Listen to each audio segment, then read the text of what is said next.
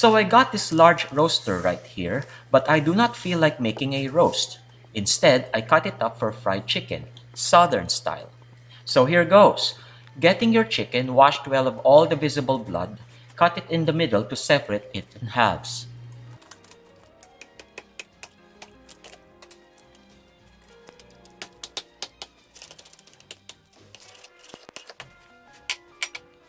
Next, cut each half into the respective pieces by cutting through the joints. Thus, you will have the following: the forewing, the hindwing, a thigh, a leg, and a breast for each chicken half.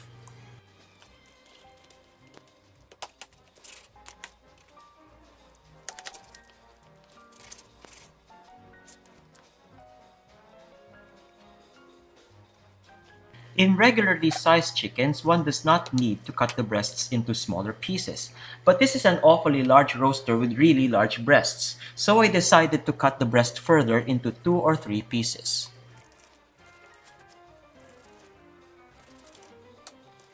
Next, do the same thing on the other half. Once done, you are ready to make some great southern fried chicken.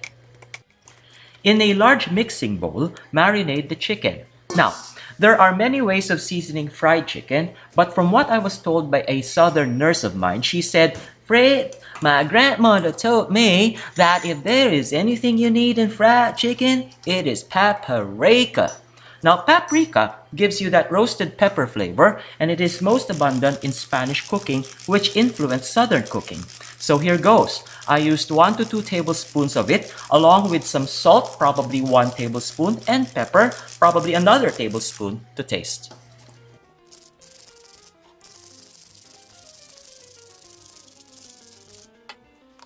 Once the chicken is blended in spices, add a cup of buttermilk. Buttermilk is needed here to further tenderize the meat, not to mention it is thick enough to blend with the flour coating later. Now, leave it alone for at least an hour, although a whole day is best. In coating the chicken, use all-purpose flour. Some, however, prefer self-rising flour. The difference between the two is the addition of baking soda in the latter, which would make an expanded and theoretically crispier crust. But whatever you use, be sure you coat the chicken with flour very well.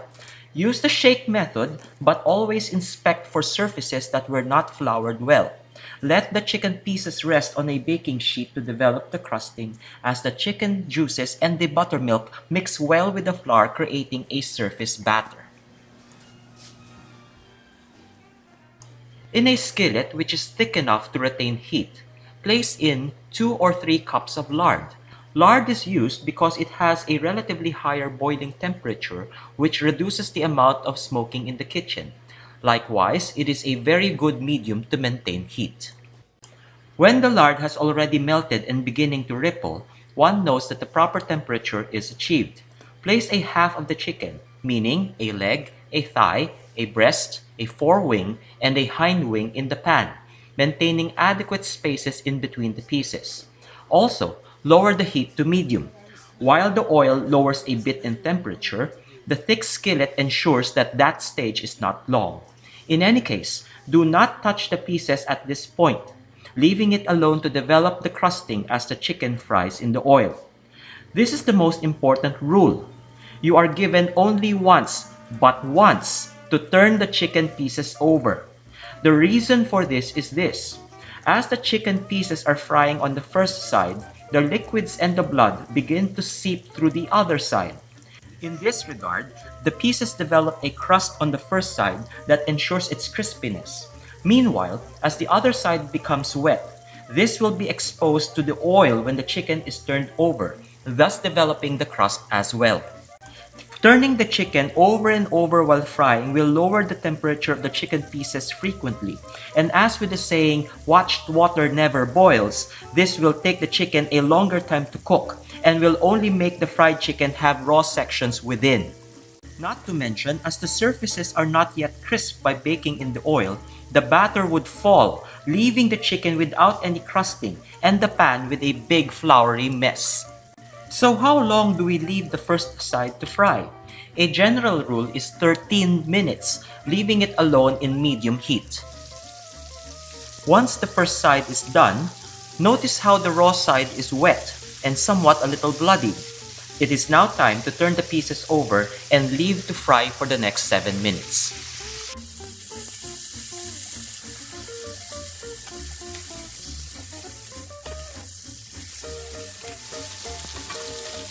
So the 7 minutes are up. Notice how the crusting is still intact. Also, note how the chicken is no longer frying vigorously in the oil.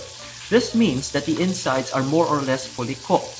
This is the time to remove your chicken to leave to drain in either a wire rack or paper towels. Leave to rest for about 5 minutes and then serve hot.